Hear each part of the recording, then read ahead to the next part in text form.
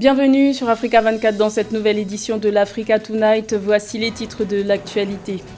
Le Togo envisage l'ouverture d'une ambassade à Ankara, en Turquie. Les deux pays ont entamé des discussions dans ce sens après l'ouverture de la chancellerie turque à Lomé en avril dernier.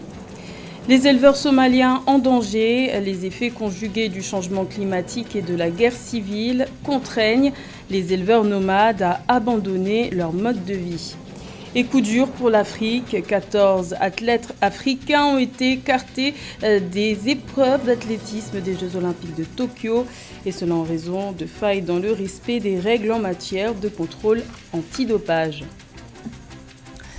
Mais tout d'abord, au Tchad, la feuille de route du gouvernement de transition a été dévoilée ce jeudi 29 juillet en Conseil des ministres. Celle-ci révèle que le coût des actions à mener d'ici la fin de la transition est estimé à plus de 840 milliards de francs CFA. Cette feuille de route sera financée par le budget de l'État, mais aussi par les apports des partenaires au développement du pays. Notons qu'un dialogue national inclusif est prévu à la fin de l'année et les élections devraient se tenir entre juin et septembre 2022.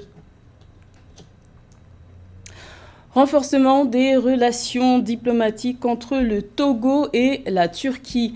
Les deux pays ont entamé des discussions en vue de l'ouverture prochaine d'une ambassade du Togo dans la capitale turque, Ankara, un projet qui succède à l'ouverture de la chancellerie turque à Lomé le 6 avril dernier. La Turquie confirme ainsi son ambition d'être de plus en plus active sur le continent africain, un sujet de Joël Ballot. L'ouverture prochaine de l'ambassade du Togo à Ankara faisait partie des nombreux sujets abordés durant 4 jours entre le ministre togolais des Affaires étrangères, Robert Dussé, et son homologue turc, Mevlut Cavusoglu. Pour ce faire, les autorités turques ont mis à la disposition du Togo une parcelle de terrain pour la construction de la chancellerie. Le rapprochement Togo-Turquie procède d'une logique toute simple, c'est que la Turquie est dans une diplomatie économique extrêmement active. C'est une continuité dans la stratégie de ce pays d'aller vers d'autres cibles. Je pense qu'aujourd'hui, Robert Dussé incarne depuis plusieurs années maintenant la diplomatie togolaise et c'est une volonté d'aller plus loin dans ce dispositif de diversification des partenaires. Les échanges sur les questions d'ordre régional ont aussi porté sur la situation économique et sécuritaire au Sahel. Les deux pays se sont dit déterminés à mettre en œuvre l'accord de coopération économique et commerciale avec l'ouverture d'une liaison aérienne entre les deux capitales desservies par Turkish Airlines. De même, il sera question de soutenir les efforts de la communauté internationale dans la lutte contre le terrorisme et l'extrémisme violent afin de rétablir une paix durable dans cette région. Je pense que la Turquie, dans cette stratégie, s'appuie aussi sur des outils comme sa compagnie aérienne. C'est un pays qui ne renacle devant rien pour pouvoir obtenir des marchés. Cette seconde visite de travail du chef de la diplomatie togolaise en Turquie illustre la ferme volonté des deux gouvernements d'accélérer le processus du renforcement des relations diplomatiques et économiques. En rappel, le 6 avril 2021, le gouvernement turc a inauguré son ambassade à Lomé, au Togo. Également dans l'actualité, la défense de François Compaoré, frère de l'ancien président burkinabé, essuie un camouflet. Le Conseil d'État en France, où François Compaoré vit en exil, ne s'oppose pas à son extradition vers le Burkina Faso. La plus haute juridiction administrative française a estimé que la vie du frère cadet de l'ancien président Blaise Compaoré n'était pas menacée au Burkina Faso, ce qui n'est pas de l'avis de ses avocats qui estiment que leur client n'aura pas le droit à un procès juste et équitable dans son pays. Rappelons que François Compaoré est soupçonné par la justice burkinabé d'avoir joué un rôle dans le meurtre du journaliste Norbert Zongo en 1998. Les autorités tanzaniennes changent d'avis face à la troisième vague de contamination à la Covid-19. Ce pays d'Afrique de l'Est a finalement débuté sa campagne de vaccination ce 28 juillet. La raison de ce retard, le scepticisme affiché par les autorités pendant des mois autour du coronavirus. Le changement de régime explique le changement de cap décidé par la nouvelle présidente Samia Suluhu Hassan, qui a succédé au défunt président John Magufuli. Les explications de Alexandre Ndoa. Le gouvernement tanzanien change de cap.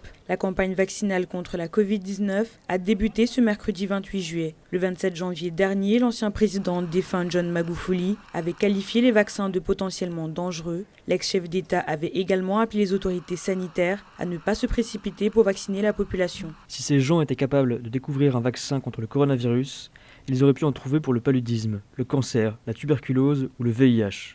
Ces vaccinations qu'on nous vante sont dangereuses pour notre santé et le ministère de la Santé ne devrait surtout pas se précipiter. Une posture de déni avec laquelle la nouvelle présidente Samia Suluhu Hassan a décidé de rompre. Le chef de l'État a reçu sa première dose de vaccin contre la Covid-19. La présidente tanzanienne prend ainsi ses distances avec son prédécesseur concernant la vaccination. Elle a été rejointe par le Premier ministre, le juge en chef et d'autres dirigeants pour encourager la population à faire de même. Je ne risquerai pas ma vie en prenant ce vaccin. J'ai accepté de mon propre gré de me faire vacciner, sachant en tout cas que je vis avec de nombreux autres vaccins dans mon corps depuis 61 ans maintenant. La semaine dernière, la Tanzanie a reçu son premier lot de plus d'1 million de vaccins Johnson & Johnson. En juin, le pays avait rejoint le programme mondial de partage de vaccins. Sécheresse, inondations, invasion de criquets, les aléas climatiques se multiplient en Somalie, ce qui contraint les activités des éleveurs nomades qui doivent également subir les effets de la guerre civile, une situation qui inquiète le Comité international de la Croix-Rouge. Plus de détails avec Alexandre Ndoa. Le Comité international de la Croix-Rouge tire la sonnette d'alarme. Les éleveurs nomades somaliens abandonnent de plus en plus leur mode de vie en raison de l'instabilité climatique, des inondations et des épisodes de sécheresse à répétition. Pour ce berger somalien, il devient de plus en plus difficile de nourrir ses animaux. Nous avons perdu 50 animaux. Ils étaient 70. 50 sont morts et il nous reste 20 chameaux. Certains n'ont plus de bétail. Entre la multiplication des aléas climatiques, la récente invasion des criquets et la crise sécuritaire, les éleveurs n'ont pas le temps de se remettre sur pied. L'instabilité engendrée par les conflits limite leur capacité d'adaptation et entrave leur déplacement et la recherche de nouvelles zones de pâturage. Depuis 3 décennies ou plus, la Somalie est en guerre civile. La Somalie est située en Afrique de l'Est, la corne de l'Afrique, qui est connue être en termes de réchauffement climatique 2,5 fois plus rapide que le reste du monde. Cela a amené des événements météorologiques extrêmes. Ces événements météorologiques, dus au réchauffement climatique, sont des sécheresses, des inondations et des cyclones. Depuis 1990, les crises liées au changement climatique sont de plus en plus fréquentes en Somalie. Le Comité international de la Croix-Rouge a déclaré qu'il soutenait 11 000 familles laissées dans une situation précaire après une saison sèche prolongée en 2021. Au Nigeria, la Banque centrale a récemment annoncé qu'elle cesserait de vendre des devises aux bureaux de change. En cause, certains opérateurs des bureaux de change sont accusés d'alimenter le marché noir par des pratiques douteuses. Le point avec Marie-Raphaël Antolo. Vers la fin des ventes de devises aux opérateurs des bureaux de change. Au Nigeria, la Banque centrale a mis fin à la vente de devises aux opérateurs du bureau de change. Et pour cause, ces structures ont été identifiées comme des circuits de flux illicites de devises ainsi que pour la corruption. La mesure du gouverneur de la Banque centrale du Nigeria vise à établir un peu plus de transparence dans la gestion de ces devises. Là, vous savez très bien que la monnaie nationale du Nigeria s'appelle le Naira. Mais lorsque le Nigeria veut importer, par exemple, les pièces de rechange de certains engins qui sont utilisés localement, acheter certains médicaments qui ne sont pas fabriqués localement, ça se passe avec la monnaie étrangère, la devise notamment, ça peut faire le dollar, ça peut faire la livre sterling, ça peut être l'euro. Or, il se passe que certaines personnes achètent donc ces devises, demandent ces devises-là. Il a tendance à aller donc au marché noir où on va lui donner 595 francs. Selon le gouverneur de la Banque centrale nigériane, Godwin Emefiele, les organismes internationaux, y compris certaines ambassades et agences donatrices, ont été complices de transactions de change illégales, lesquelles ont entravé le flux de devises étrangères dans le pays. Par ailleurs, les banques sont sont mandatés pour vendre immédiatement et de manière transparente des devises aux clients qui présentent les documents requis. Le marché de change au Nigeria est très dynamique. Alors, ces principaux défis, à mon sens, relèvent essentiellement de la statistique. Est-ce qu'il est possible de saisir le responsable ou alors l'association qui coiffe dans ces bureaux de change là et qu'on vous donne les statistiques au fil de l'eau? C'est-à-dire, le matin, on vous dit, nous avons comme stock de devises au pays 1000 milliards de dollars. Et puis, dans l'après-midi, c'est passé à 1300. Et demain matin, ça a plutôt chuté de 1400 parce qu'on a de 200, donc c'est redescendu à 1000 parce qu'on a procédé à des importations à l'étranger. Donc, le principal devise, pour moi, tient d'un système d'information transparent et efficace, capable donc de refléter, une fois qu'une requête a été opérée sur ce système d'information financier, le mouvement, d'abord le stock des devises, et en même temps le mouvement de ces devises. Pour combattre ce flux illicite de devises dans le pays, le gouverneur de la Banque centrale nigériane exhorte toutes les banques à créer immédiatement des guichets dédiés à la vente des devises aux clients. Selon le gouverneur de la Banque centrale nigériane, cette mesure n'est punitive pour personne car elle vise tout simplement à garantir à ce que la Banque centrale du Nigeria s'acquitte de son mandat légitime qui est celui de servir tous les Nigérians. Ils ont été écartés avant même d'avoir pu participer aux Jeux olympiques de Tokyo. 20 athlètes, dont 14 Africains, ont vu leur rêve de médaille brisé ce jeudi 29 juillet. Ces sportifs ont été évincés des épreuves d'athlétisme pour non-respect des règles en matière de contrôle antidopage. Le Nigeria paye un lourd tribut. Les précisions de Mildred Diamou. Performance peu favorable pour les athlètes africains aux Jeux olympiques de Tokyo 2020. Le 29 juillet 2021, 20 athlètes, dont 14 africains, ont été écartés des épreuves d'athlétisme de la compétition. Selon l'unité d'intégrité de l'athlétisme, 6 pays, à savoir la Biélorussie, l'Éthiopie, le Kenya, le Maroc, l'Ukraine et le Nigeria, n'ont pas rempli les conditions requises en matière de contrôle antidopage moins de 2 jours avant le début des épreuves.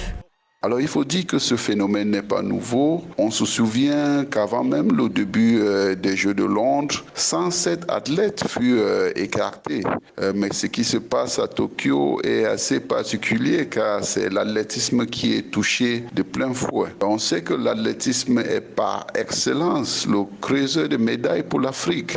Souvenons-nous qu'au tableau final des derniers Jeux olympiques de Rio en 2016, le Kenya a été classé premier pays africain et 15e mondial avec 13 médailles au total, dont 6 en or. Donc lorsqu'on sait que de ces Jeux olympiques de Tokyo 2020, 34 des 66 espoirs de médailles africains viennent de l'athlétisme, on comprend véritablement que c'est un vrai coup dur pour le continent africain.